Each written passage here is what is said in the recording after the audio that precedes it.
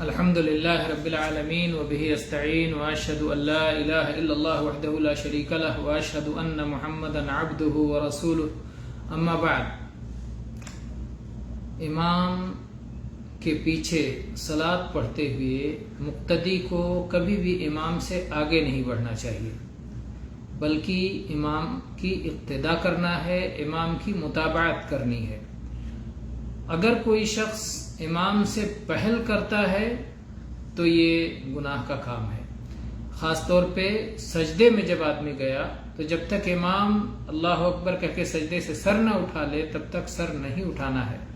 اگر کوئی امام سے پہلے سجدے سے سر اٹھاتا ہے تو اس پر وعید آئی ہے. چنانچہ یہ حدیث سنیے.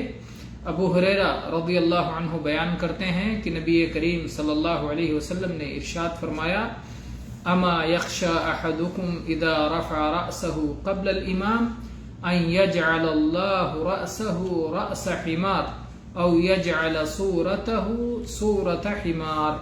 یہ متفق علیہ حدیث ہے. صحیح بخاری میں 691 نمبر پر اور صحیح مسلم میں 427 نمبر پر ہے کہ نبی صلی اللہ علیہ وسلم فرمایا: کیا کسی کو ڈر نہیں لگتا، کیا کسی کو اس بات کا خوف نہیں ہوتا، اندیشہ نہیں ہوتا کہ اگر وہ امام سے پہلے اپنا سر اٹھاتا ہے کہیں ایسا نہ ہو کہ اللہ تعالیٰ اس کا سر گدھے کا سر بنا دے یا اس کی صورت کو گدھے کی صورت میں تبدیل فرما دے. اس لیے کہ اس کا عمل یہ احمقانہ ہے. یہ امام اس لیے ہے تاکہ اس کی اقتداء کی جائے، اور حماقت میں گدھے کا نام مشہور ہے.